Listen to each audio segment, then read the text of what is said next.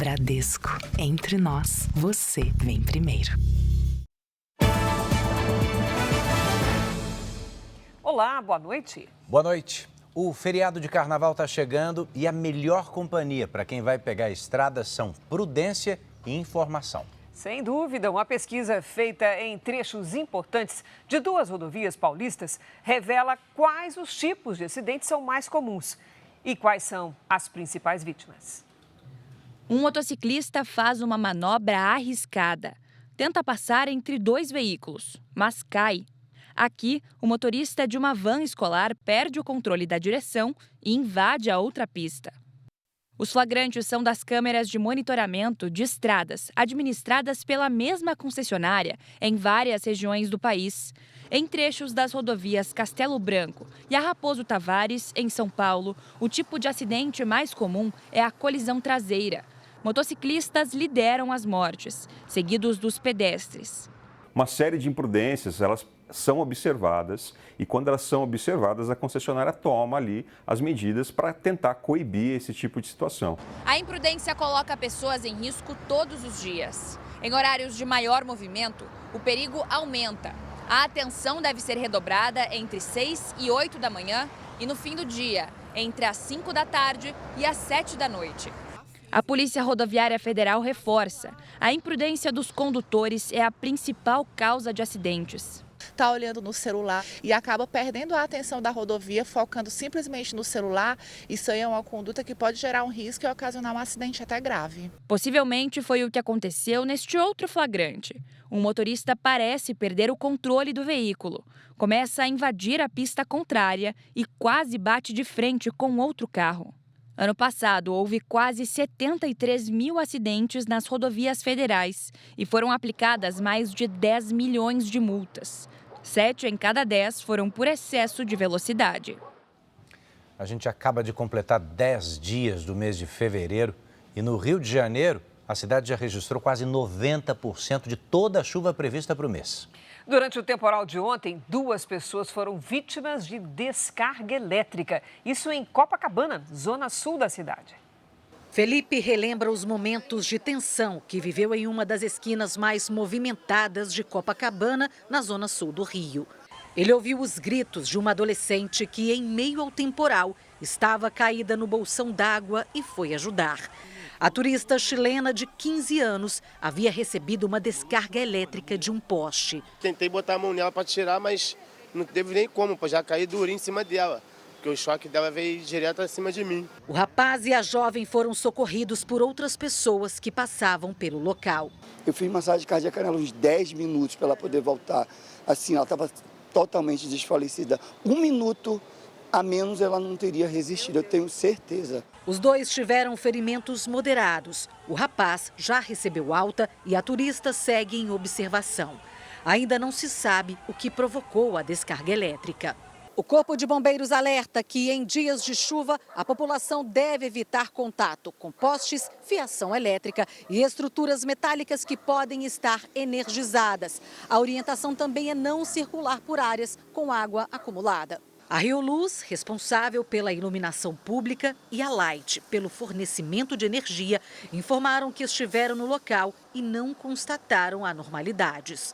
Ontem, a capital fluminense chegou a subir ao nível 3 de estágio de alerta para temporais, em uma escala que vai até 5. Os bairros mais afetados foram da Zona Norte. Em Acari, a água invadiu casas e levou destruição. Por mais que seja dificuldade, eu tenho que agradecer, porque a minha família está salva, meus filhos estão ali na frente. STJ afasta o ministro Marco Guzzi depois de nova denúncia por importunação sexual. Senadores querem ouvir Polícia Federal, Banco Central e Comissão de Valores Mobiliários sobre o Banco Master. Parlamento Europeu aprova medidas para proteger agricultores do acordo com o Mercosul. Nos Estados Unidos, FBI divulga imagens do suspeito de sequestrar a mãe de uma apresentadora de TV.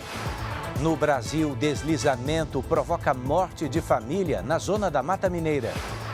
Alta do combustível puxa a inflação, mas índice em 12 meses fica dentro da meta. E a preparação de Fluminense e Botafogo para o clássico carioca da rodada no Brasileirão.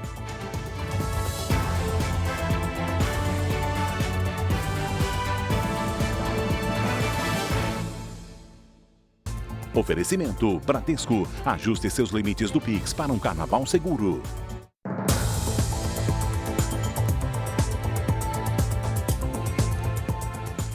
Quatro pessoas continuam internadas depois de sofrerem intoxicação ao nadar na piscina de uma academia em São Paulo. Em depoimento, o manobrista do lugar, que também cuidava da manutenção das piscinas, disse que seguia ordens de um dos proprietários. Severino José da Silva, de 43 anos, chegou à delegacia às 10 horas da manhã com a advogada, com o rosto coberto, sem falar com os jornalistas. Na delegacia, o manobrista apontou quais produtos usou na piscina no dia em que os alunos se intoxicaram. No depoimento, Severino afirmou que trabalha no local há 3 anos. Além de atuar como manobrista, abria a academia e fazia a manutenção das piscinas. O manobrista não tem conhecimento técnico, ele é uma pessoa simples e humilde e ele cumpria aquele papel atendendo à determinação do patrão.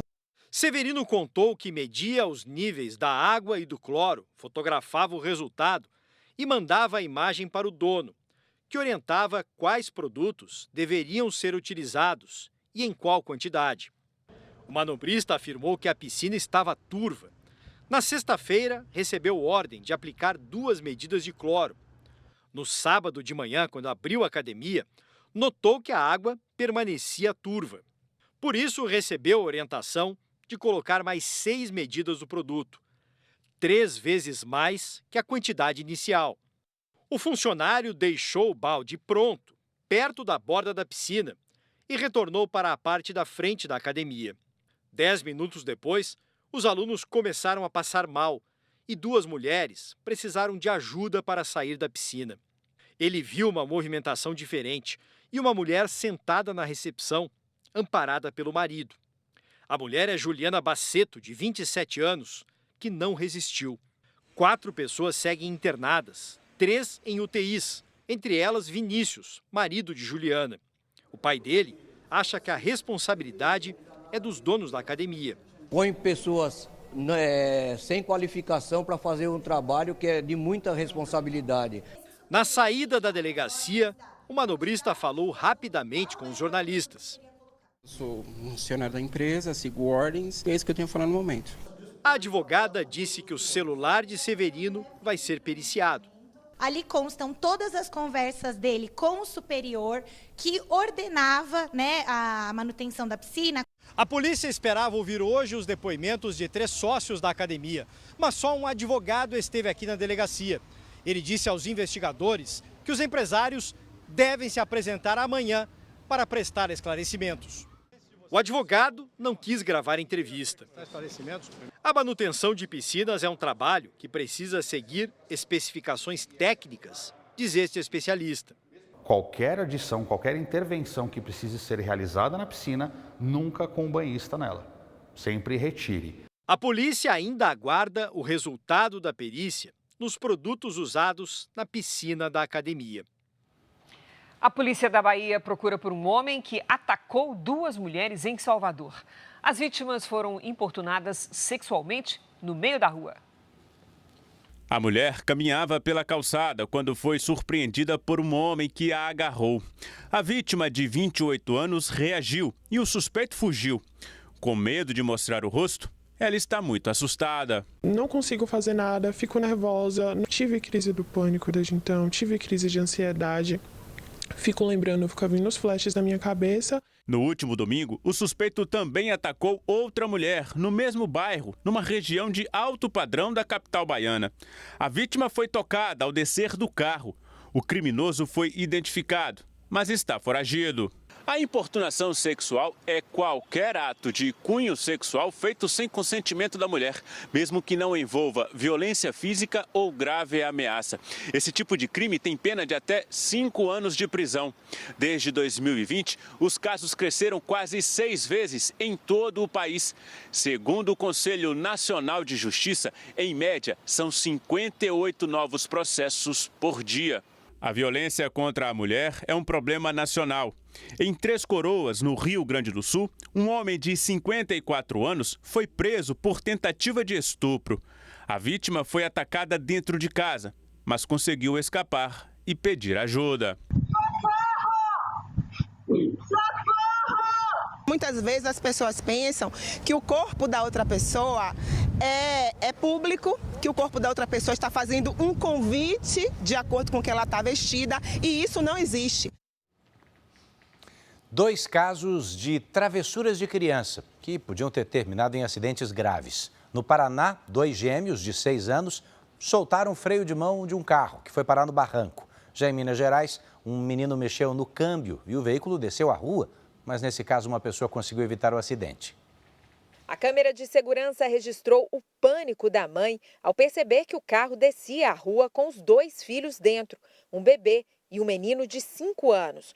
Um cabeleireiro viu a cena, conseguiu alcançar o veículo, entrar pela janela e puxar o freio de mão. O carro estava parado em frente à barbearia. O menino de 5 anos tinha acabado de cortar o cabelo e estava sentado no banco da frente. O bebê de 8 meses estava na cadeirinha. Foi quando o irmão mais velho esbarrou na marcha e no freio de mão ao tentar passar para o banco de trás. O veículo chegou a percorrer vários metros desgovernado. É um momento, assim, uma sensação que você não acredita que está acontecendo aquilo ali, mas você só quer salvar no momento. Foi a agilidade do cabeleireiro Ramon que impediu que as crianças se ferissem. Na hora que eu vi o carro descendo, as 2 crianças dentro do carro, eu não pensei 2 vezes para correr e tentar parar o carro. Uma cena parecida aconteceu em Francisco Beltrão, Paraná. 2 irmãos brincavam no carro da família. Um deles solta o freio. O carro começa a descer em direção ao barranco. Um dos meninos tenta segurar o carro. O outro desce e quase é atingido pela porta. O pai corre e grita para os filhos saírem de perto do veículo que capota no barranco. O Joaquim foi mexer na alavanca, acabou botando ela em ponto morto e soltou o freio de mão. Os bombeiros alertam que crianças não devem ficar sozinhas dentro de carros. O veículo acaba que vira uma brincadeira muito grande ali, uma brincadeira muito interessante para a criança. E é nessa brincadeira que um acidente pode ocorrer. No caso do Paraná, a forma como o pai lidou com o perigo que os filhos correram comoveu quem viu as imagens. Quem que mexeu? Não tem problema, vem, cobra. Risco tremendo. O policial militar foi preso hoje suspeito de envolvimento no desaparecimento da ex-mulher e dos pais dela, na região metropolitana de Porto Alegre. A família sumiu no fim de janeiro. O caso é investigado como feminicídio e duplo homicídio. Cristiano Domingues Francisco foi preso em casa no início da manhã. Ele é policial militar e o principal suspeito do desaparecimento de 3 pessoas da mesma família. Silvana Aguiar, de 48 anos, é ex-mulher de Cristiano e foi vista pela última vez no dia 24 de janeiro. Os pais dela, Isaíl Vieira de Aguiar e Dalmira Germán de Aguiar, desapareceram no dia seguinte. Todos moravam em Cachoeirinha, na região metropolitana de Porto Alegre. Cristiano foi quem procurou a polícia para relatar o sumiço da ex-mulher 4 dias após o desaparecimento dela, mas não mencionou o sumiço dos pais de Silvana. A polícia descartou a possibilidade de sequestro, já que nenhum pedido de resgate foi feito. As linhas são feminicídio, né, e o homicídio. Não descartamos que outras pessoas possam, de alguma forma, ter participado ou auxiliado nesses crimes todos, né? Mais de uma semana depois do sumiço da família, uma câmera de segurança flagrou um casal ainda não identificado entrando na casa de Silvana. Um celular que pode ser dela foi encontrado e vai passar por perícia. O relacionamento de Cristiano e Silvana durou 12 anos. Em um áudio, Silvana reclama do ex-marido. Ele te desgasta. Até tu praticamente fazer o que ele quer. Cansa minha mente, cara. Ele me cansa. Hoje, no fim da tarde, vizinhos e amigos colocaram cartazes na porta da casa de Silvana pedindo agilidade nas investigações. A família ainda não foi encontrada. E a chuva forte provocou um deslizamento de terra e uma família inteira morreu soterrada. Foi na zona da Mata Mineira. Na comunidade da Pratinha, zona rural de Eugenópolis, um barraco cedeu e atingiu a casa onde estavam um homem, a mulher e os filhos, de 15 e 20 anos. Todos morreram no local.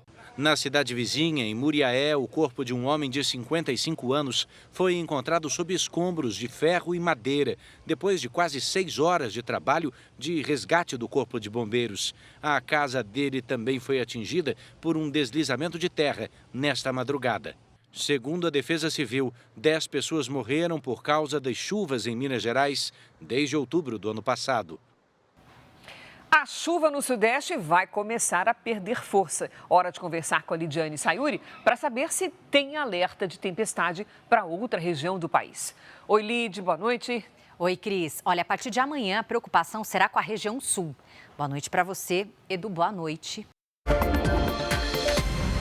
E uma boa noite para você que está com a gente. Uma frente fria avança e deixa em alerta para chuva forte até granizo o Rio Grande do Sul e parte de Santa Catarina.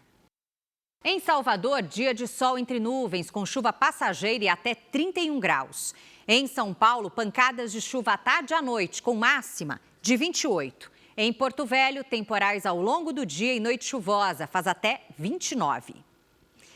Aquela grande concentração de nuvens de chuva sobre o Sudeste começa a se dispersar nesta quarta-feira. Mas a umidade e o calor presentes na atmosfera ainda provocam temporais pontuais sobre a região. As imagens de satélite mostram nuvens espalhadas por várias regiões do Brasil. No norte e no nordeste, a zona de convergência intertropical, a ZECIT, representada por essa escadinha laranja, marca o encontro dos ventos dos dois hemisférios, formando nuvens de chuva. Já a atuação de um vórtice ciclônico de altos níveis, o VECAM, esse redemoinho aqui, puxa as instabilidades da atmosfera e as deslocam para o interior do Nordeste.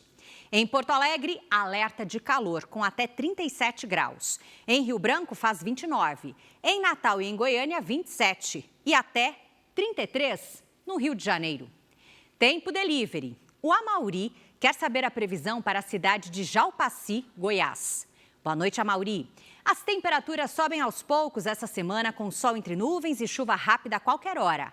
Quarta com máxima de 27, quinta com 29. Na sexta faz até 30. A Nelma é de Marabá, no Pará. Oi, Nelma. Até sexta-feira os dias seguem bem parecidos. Sol entre nuvens, com chuva rápida a qualquer hora. As máximas variam entre 28 e 30 graus. É muito fácil participar do Tempo Delivery. Use nas redes sociais a hashtag você no JR. Cris, Edu. Obrigado, Lid. Ainda hoje, maus tratos contra animais na internet crescem mais de 120% em 2 anos em São Paulo. E a seguir, o Campeonato Brasileiro está de volta com transmissão da Record, R7 e Record Plus. O Fluminense recebe o Botafogo no Maracanã nesta quinta-feira. E nós conversamos com o argentino do Flu, Lúcio Acosta, sobre o clássico.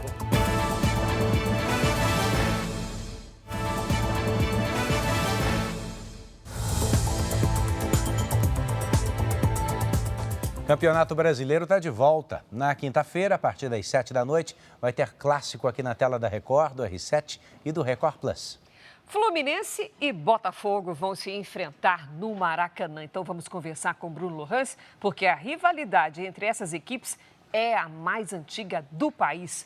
Oi, Bruno, boa noite. O que a gente pode esperar desse embate? Pode esperar um jogaço. Boa noite, Cris. Boa noite, Edu. Sem dúvida nenhuma, afinal de contas, Fluminense e Botafogo se enfrentam desde 1905. Exatamente por isso, o clássico é apelidado de vovô. Neste Brasileirão, os times estão na parte de cima da tabela. Hoje, o Botafogo apresentou 2 reforços. Já o Fluminense confia num jogador baixinho na altura, mas gigante na bola.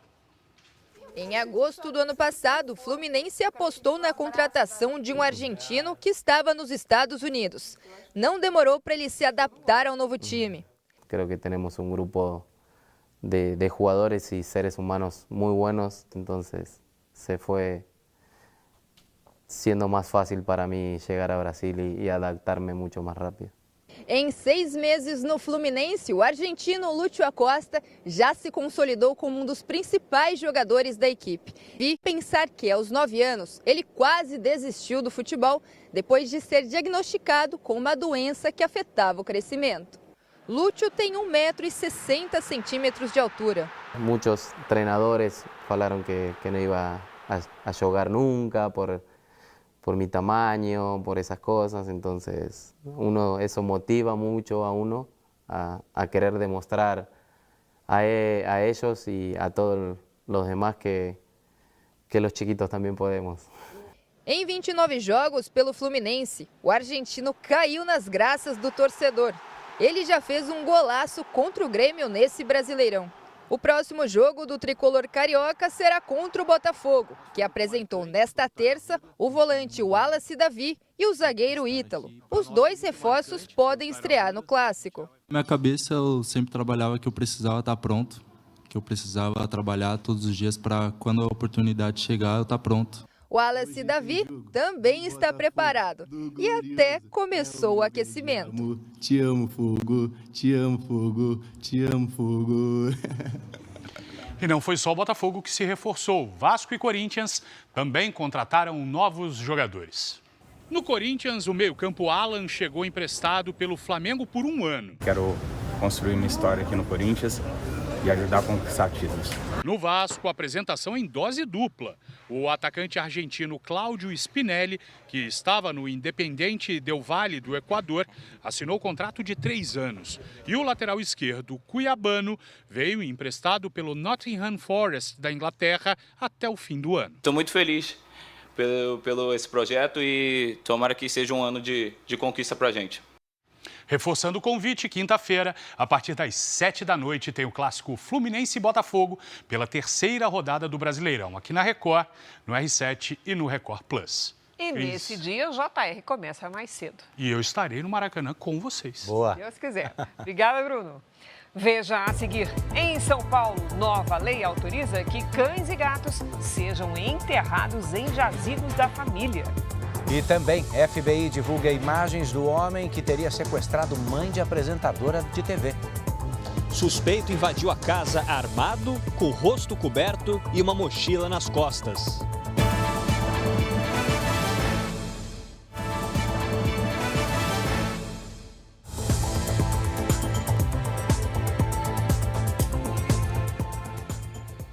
O Jornal da Record faz um alerta aos pais.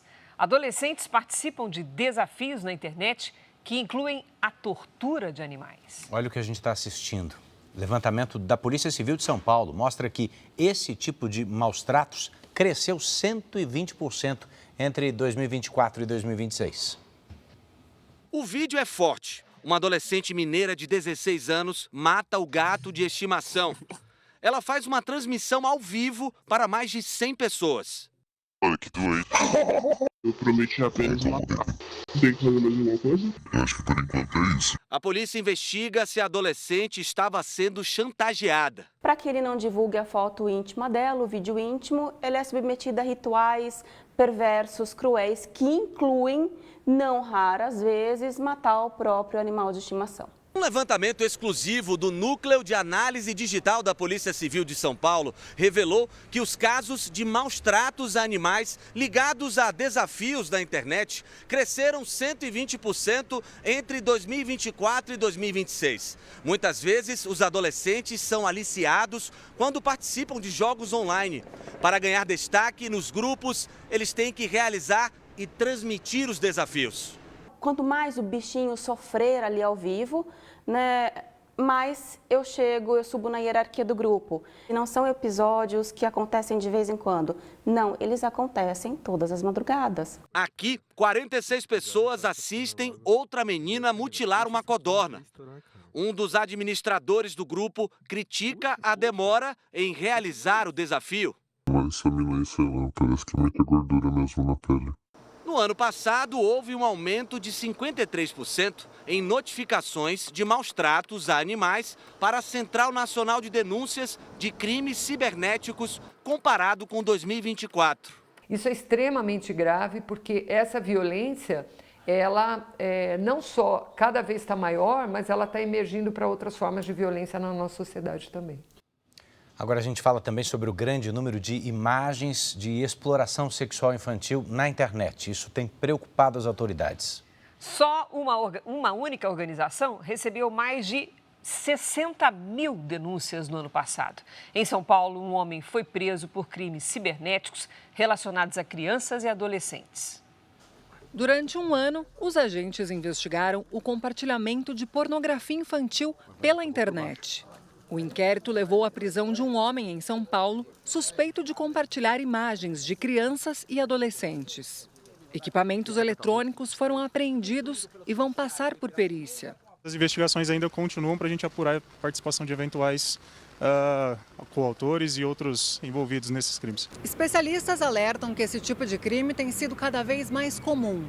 Só em 2025, uma organização que recebe denúncias de crimes na internet registrou mais de 63 mil denúncias de imagens de exploração sexual infantil.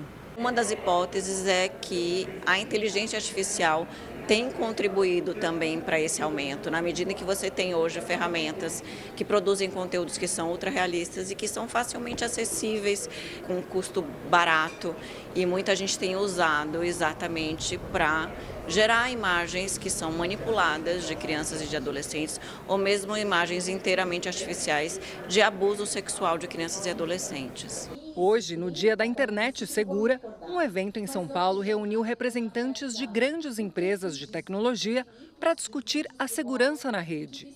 A partir de 17 de março, passará a valer a nova legislação do chamado ECA Digital, um conjunto de normas que atualiza o Estatuto da Criança e do Adolescente. As plataformas são obrigadas a confirmar a idade dos usuários, vincular contas de menores de 16 anos à de um responsável, adotar medidas para evitar a exploração e o abuso infantil, identificar e remover publicações criminosas e vetar a monetização de conteúdos eróticos de crianças e adolescentes.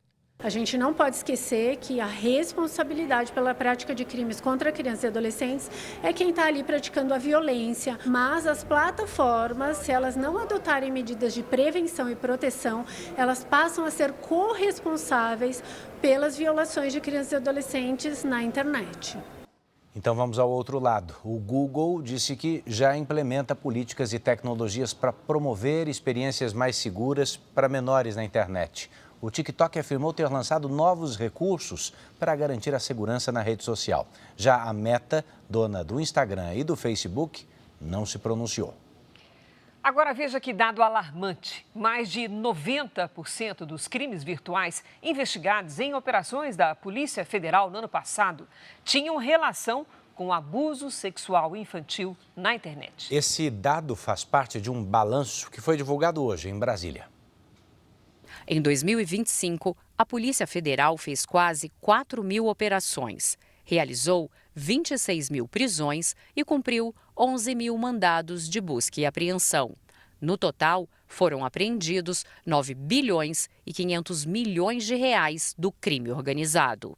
As principais operações seguem com desdobramentos até hoje. Em abril, teve início a Operação Sem Desconto, contra as fraudes em pensões e aposentadorias no INSS. Em agosto, a Carbono Oculto, que identificou a atuação do PCC no setor de combustíveis. E no fim do ano, a Operação Compliance Zero, que investiga o caso do Banco Master. E a parceria que temos agora, no caso mais recente, do Banco Central, onde essa integração pautada pela lei, pautada pelos regulamentos que norteiam a administração pública, nos permitiu desvendar aquilo que eu não tenho dúvida que é um crime, talvez o maior crime que envolve o sistema financeiro nacional e que envolve uma instituição financeira. Na área de combate aos crimes cibernéticos, foram 1.117 operações, sendo mais de 90% contra o abuso sexual infantil.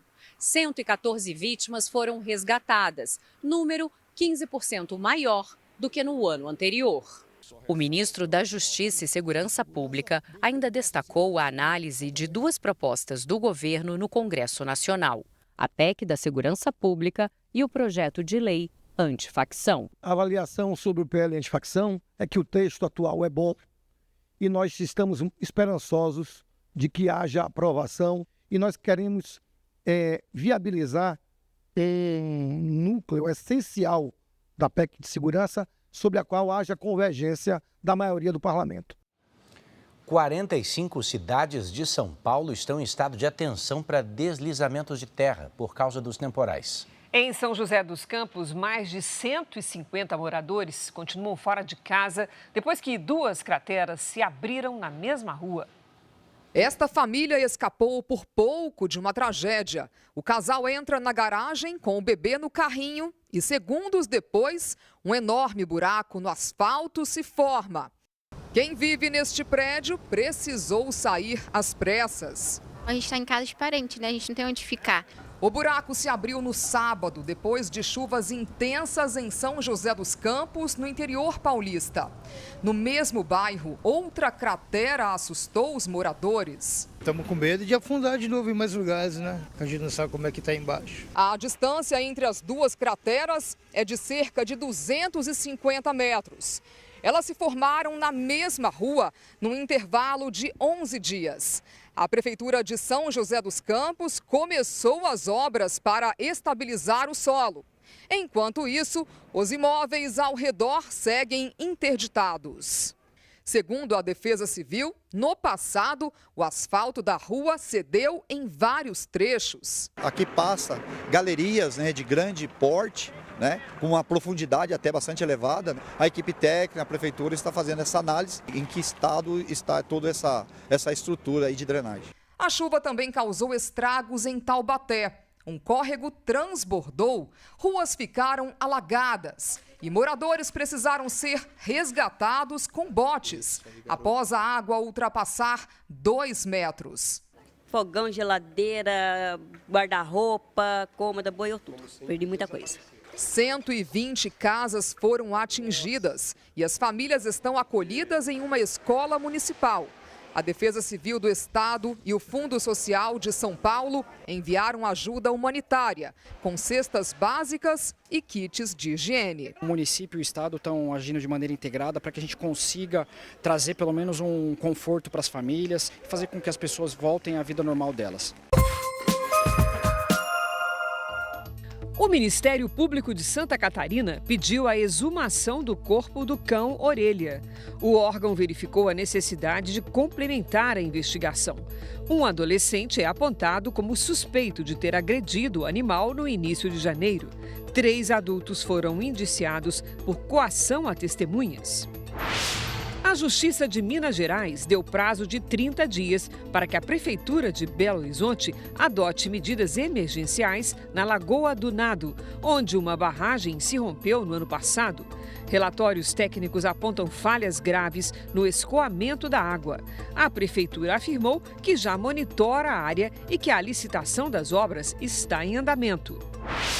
Um incêndio atingiu um depósito da Secretaria de Saúde em São José do Rio Preto, no interior de São Paulo. O fogo se espalhou rapidamente. O local precisou ser interditado. 2 bombeiros ficaram feridos. As causas do incêndio são investigadas. A inflação em janeiro subiu e fechou em 0,33%. O principal vilão para o bolso do brasileiro foi a alta dos combustíveis. Bruno é motorista de aplicativo. O carro dele consome, em média, um tanque de combustível a cada 2 dias. Por isso, qualquer variação no preço reduz o que ele ganha. Se eu fizer R$300 no dia, eu vou gastar 150 de combustível. Então, metade do meu lucro foi tudo no combustível, né? Os combustíveis foram os vilões do primeiro IPCA do ano. O índice em janeiro ficou em 0,33%, puxado principalmente pelo aumento do etanol e da gasolina. A gasolina parece que aqui não baixa de jeito nenhum. E para quem roda com aplicativo igual eu rodo, em torno de 1.300 km na semana, o consumo fica elevado. Ainda em transportes, as passagens de ônibus urbano variaram cerca de 5% em janeiro, especialmente por causa dos reajustes tarifários. Dos 9 grupos pesquisados pelo IBGE, 7 tiveram alta e 2 registraram queda. Um deles foi o de habitação, consequência do início da bandeira verde, que deixou a energia elétrica mais barata. A inflação subiu em relação aos últimos 12 meses. Foi para 4,44%. Índice ainda dentro do teto da meta do Banco Central, que é de 4,5%. Este economista explica que para os próximos meses, a tendência é que a inflação continue dentro da meta, principalmente se o valor do dólar em relação ao real continuar caindo. Nós já tivemos com um dólar de 6,30, né? Então a tendência é que com a entrada de dólares é esse dólar cair mais ainda. Quando o dólar está caindo, o custo operacional das empresas também, né? Automaticamente isso vai se refletir no preço lá na frente. O Superior Tribunal de Justiça afastou o ministro Marcos Buzzi. Ele é investigado por 2 denúncias de importunação sexual. A decisão pelo afastamento cautelar do ministro Marco Buzzi foi tomada por unanimidade em sessão extraordinária do Superior Tribunal de Justiça. Ele já estava sob investigação depois da acusação de importunação sexual contra uma jovem de 18 anos em uma praia de Santa Catarina. Ontem, uma nova denúncia chegou ao Conselho Nacional de Justiça, desta vez de uma ex-servidora do gabinete de Buzzi, que já prestou depoimento à Corregedoria do CNJ. Supostas testemunhas também foram ouvidas. Com o afastamento, Buzzi está proibido de frequentar o próprio gabinete no STJ. Ele também não pode usar carro oficial, nem usufruir de outros benefícios relativos ao cargo. Ficou marcada para 10 de março a sessão em que as conclusões da comissão de sindicância serão apresentadas. Na esfera criminal, foi aberto um inquérito no Supremo Tribunal Federal, já que o ministro tem foro privilegiado. Antes da decisão do STJ, Buzzi apresentou um atestado de uma psiquiatra com pedido de licença médica por 90 dias. Ontem à noite, o ministro divulgou uma carta aos colegas do tribunal. Ele afirmou que está muito impactado com as notícias veiculadas e também por estar internado em hospital, sob acompanhamento cardíaco e emocional. Afirmou ainda jamais ter adotado conduta que envergonhasse a família ou maculasse a magistratura, e que os procedimentos já instaurados vão demonstrar sua inocência. Em nota, os advogados do ministro afirmaram que a suspensão de Buzzi foi desnecessária, diante da inexistência de risco concreto à investigação, e também porque o ministro já se encontra afastado para tratamento médico. A defesa afirmou ainda que contraprovas para análise dos fatos já estão sendo colhidas. O Fundo Garantidor de Crédito anunciou que vai antecipar 7 anos de contribuições para cobrir o rombo provocado pelo Banco Master. Que trabalho, hein? Hoje, a Comissão de Assuntos Econômicos do Senado anunciou que pretende ouvir o presidente do Banco Central, o diretor-geral da Polícia Federal, além do banqueiro, Daniel Vorcaro. O grupo de trabalho da Comissão de Assuntos Econômicos aprovou uma série de convites para depoimentos no Senado. Entre eles estão o controlador do banco, Daniel Vorcaro, o ex-sócio dele, Augusto Lima, além do presidente do Banco Central, Gabriel Galípolo, o ex-presidente da instituição, Roberto Campos Neto, o diretor-geral da Polícia Federal, Andrei Rodrigues, o presidente interino da Comissão de Valores Mobiliários, João Ascioli, e o ex-presidente do BRB, Paulo Henrique Costa. A comissão ainda não definiu os dias que pretende ouvir cada um dos convidados, que não são obrigados a comparecer. Nesta quarta-feira, os senadores vão se reunir com o diretor-geral da Polícia Federal e com o presidente do Supremo Tribunal Federal para acompanhar as investigações e ter acesso a tudo que foi apurado até agora e que segue em sigilo. Nós precisamos saber quem descumpriu a legislação existente, responsabilizar, punir e depois alterar a legislação e fortalecer o próprio papel do Banco Central, que lamentavelmente demorou muito a fazer a liquidação. O diretor jurídico do Banco de Brasília, Jacques Maurício Ferreira, renunciou ao cargo, depois que as operações entre o BRB e o Banco Master foram consideradas irregulares pela Polícia Federal. O BRB tentou assumir o controle do Master, operação que acabou rejeitada pelo Banco Central. O BRB comunicou ao mercado que Ana Paula Teixeira é a nova diretora executiva de Controles e Riscos. Já o FGC, Fundo Garantidor de Créditos, aprovou medidas para cobrir perdas com a liquidação do Grupo Master. Os bancos associados vão antecipar 7 anos de contribuições e pagar uma taxa extra para cobrir o caixa, em mais de 40 bilhões de reais.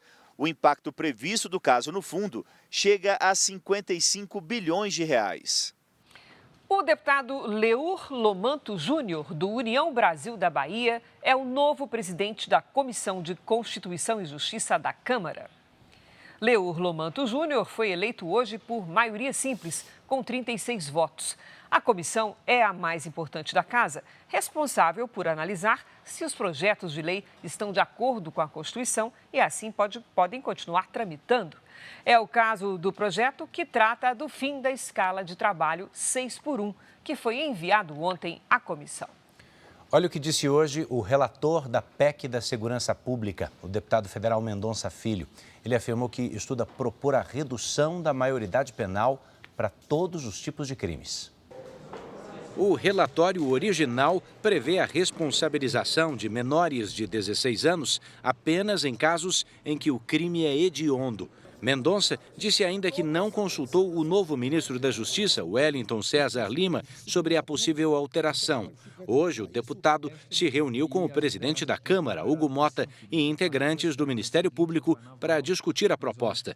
Depois da reunião, o presidente do Conselho Nacional dos Procuradores Gerais, Pedro Maia, afirmou que o Ministério Público é contra a mudança e que defende outras soluções para o combate à violência. A PEC deve ser votada na Câmara dos Deputados depois do Carnaval. O Parlamento Europeu aprovou regras que facilitam o bloqueio de produtos brasileiros. A medida tenta proteger os agricultores locais e cria novas barreiras ao acordo com o Mercosul. A nova cláusula de proteção permite que a Europa aumente tarifas ou suspenda importações caso o preço de itens como carne e açúcar seja 5% menor que o do produto local. A medida foi aprovada com 483 votos a favor e 102 contrários. Agora, a proposta vai ser avaliada pelo Conselho da União Europeia. Em caso de nova aprovação, as regras passam a valer quando o tratado entrar em vigor. No Brasil, a votação do acordo no Congresso foi adiada para depois do Carnaval. O FBI divulgou imagens do homem que teria sequestrado a mãe de uma apresentadora de TV americana. O caso mobiliza a população americana e o assunto foi parar na Casa Branca. Nas imagens, o suspeito aparece armado, encapuzado, de luvas e com uma mochila nas costas, na entrada da casa no Arizona. Segundo a Polícia Federal Americana, o suspeito tentou desativar a câmera. Ele não teve a identidade revelada. Nancy Guthrie, de 84 anos, está desaparecida há 10 dias.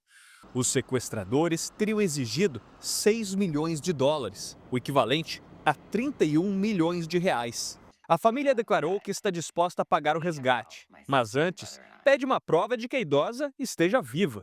Ela toma remédios controlados e tem a saúde frágil. Nancy é mãe da jornalista Savannah Guthrie, uma das apresentadoras de TV mais conhecidas dos Estados Unidos. O governo americano se colocou à disposição para enviar mais agentes federais para o Arizona e o FBI declarou que recebeu diversas denúncias sobre o caso depois da divulgação das novas imagens. Hoje, a porta-voz da Casa Branca afirmou que o presidente Donald Trump quer a ajuda da população para prender o sequestrador. O presidente incentiva qualquer americano que tenha informações sobre o suspeito a ligar para as autoridades que lideram a investigação, disse Caroline Leavitt. Novos documentos divulgados do caso Epstein revelam que o presidente Donald Trump ligou para a polícia da Flórida há 20 anos para agradecer pelas investigações contra o magnata. A revelação consta em um dos milhões de documentos divulgados pelo Departamento de Justiça dos Estados Unidos. A ligação ocorreu em 2006, pouco depois das investigações se tornarem públicas. De acordo com o documento, Donald Trump agradeceu à polícia de Palm Beach, na Flórida, por parar Epstein e completou: todos sabiam que ele vem fazendo isso. Nesta terça-feira, a porta-voz da Casa Branca, Caroline Leavitt, declarou que se a ligação ocorreu, é uma confirmação do que o presidente vem dizendo desde o início. A Casa Branca alega que Jeffrey Epstein foi expulso do clube de Donald Trump em Mar-a-Lago, aqui na Flórida, por mau comportamento.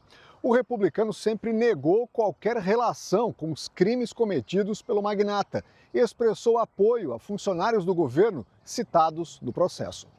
Hoje foi a vez do secretário do Comércio dos Estados Unidos prestar depoimento ao Congresso americano. Howard Lutnick negou ser próximo de Epstein, apesar de documentos apontarem uma visita dele à ilha do bilionário em 2012. A nova leva de arquivos também revelou pela primeira vez imagens da cela de Epstein, quando descobriram que ele estava morto. O caso também gerou uma crise no Reino Unido, depois da notícia de que o ex-embaixador britânico em Washington, indicado pelo primeiro-ministro Keir Starmer, era próximo de Epstein. Hoje, depois de uma reunião de gabinete, o premier declarou que o governo está forte e unido. Um ex-jogador de futebol americano é acusado de matar a namorada nos Estados Unidos. A vítima é filha de brasileiros. A família dela tenta juntar dinheiro para fazer o enterro na Flórida. Darren Lee foi preso na semana passada. O caso aconteceu no Tennessee. O ex-atleta chamou a polícia e alegou que Gabriela Perpétuo havia sofrido um acidente no banho. Mas evidências apontaram que houve agressão e uma tentativa de ocultação de vestígios. O ex-jogador de futebol americano já tinha sido acusado de violência doméstica em 2023.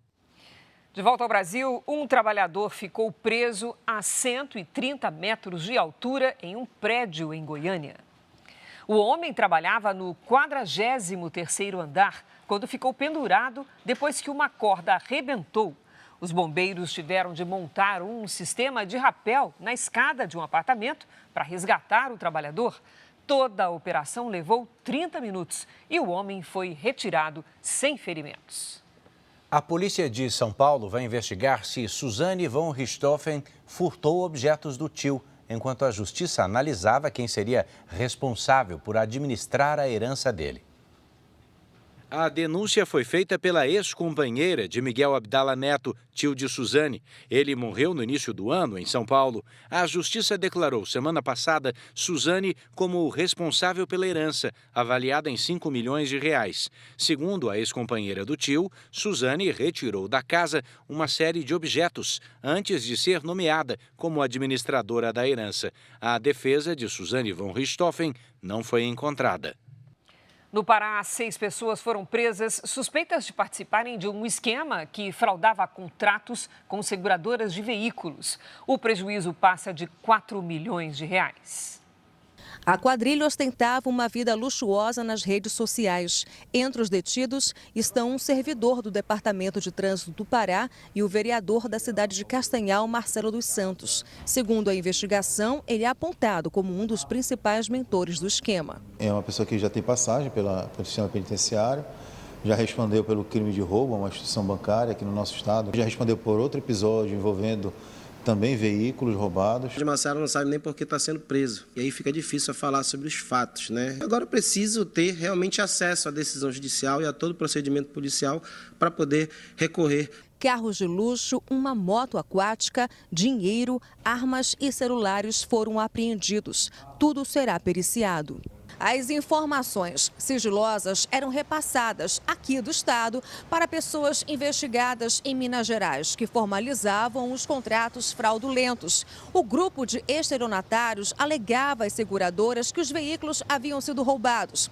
Depois de registrar boletim de ocorrência, recebiam os valores do benefício. O prejuízo ultrapassa 4 milhões de reais. De acordo com a Confederação Nacional das Seguradoras, no primeiro semestre de 2025, as empresas tiveram um prejuízo de mais de 3 bilhões e 300 milhões de reais com apólices suspeitas de fraude. Falando em prejuízo, o roubo de cargas já causou perdas de mais de 300 milhões de reais no Rio de Janeiro no ano passado. As rodovias que cortam a capital e a Baixada Fluminense são os principais alvos das quadrilhas. Duque de Caxias, Baixada Fluminense. A cidade é cortada pela rodovia Washington Luiz, que liga o Rio a Minas Gerais. Uma importante rota de produtos alimentícios e de peças automobilísticas. 1 em cada 5 roubos de cargas no estado foi registrado na região, segundo um levantamento da Federação das Indústrias do Rio de Janeiro, a Firjan. O documento também identificou que as delegacias com mais registros desse tipo de crime estão em áreas com vias de grande circulação, como a Avenida Brasil e a rodovia Presidente Dutra. 52% dos roubos de cargas no estado foram registrados nestas áreas. O Rio tem condições de infraestrutura privilegiadas, tem rodovias privilegiadas, tem um grande mercado consumidor, mas esse potencial todo ele acaba sendo prejudicado quando as questões de segurança pública não acompanham esse movimento também. O levantamento também mostrou um padrão dos criminosos. Os roubos de cargas ocorreram com mais frequência nos dias úteis, entre 9 da manhã e meio-dia. Só no ano passado foram 3.114 registros, média de 8 casos por dia.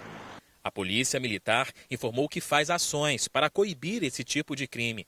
A Polícia Rodoviária Federal não se pronunciou.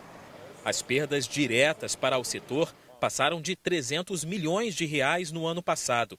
Prejuízo que também afeta o consumidor com produtos mais caros. Tudo aumenta, pneu aumenta, seguro aumenta, o caminhão aumenta. Acaba que quem paga essa conta realmente é o consumidor. Cães e gatos, bichinhos de estimação, agora podem ser enterrados em jazigo da família dos tutores em São Paulo. É uma lei estadual que foi sancionada hoje e que reconhece o vínculo afetivo com os animais de estimação. A rotina da Gessiana é cercada de latidos, rabos abanando e muito carinho. O Bob, de 6 anos, e a Ceci, de 10, dividem a casa com ela. São parte da família. Eu amo como meus filhos, né? Eu respeito os animais como um ser humano. Essa relação tão próxima, a partir de hoje, passa a ser reconhecida pela legislação. Uma lei estadual autoriza o sepultamento de cães e gatos em jazigos dos tutores no estado de São Paulo. É uma grande vitória, porque os animais hoje em dia, eles são membros da família. Eles têm um vínculo afetivo com a gente, fazem parte de um novo modelo de família que é multiespécie, animais e humanos. O projeto foi inspirado na história de um cão que viveu por 10 anos no cemitério onde a tutora foi enterrada.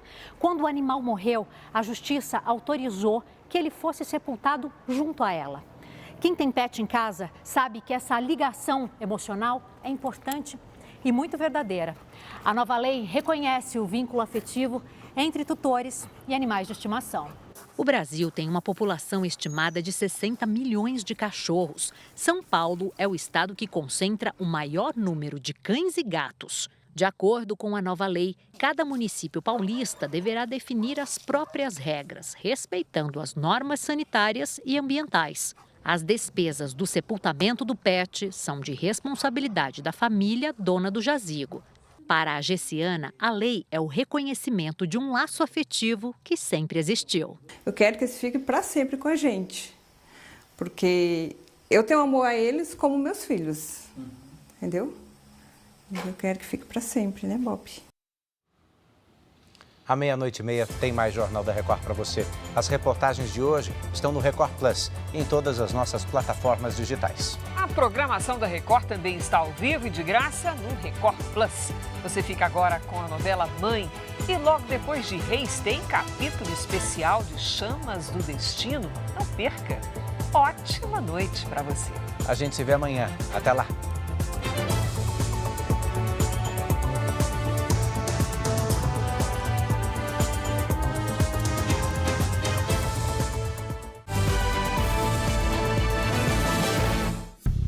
Bradesco, entre nós, você vem primeiro.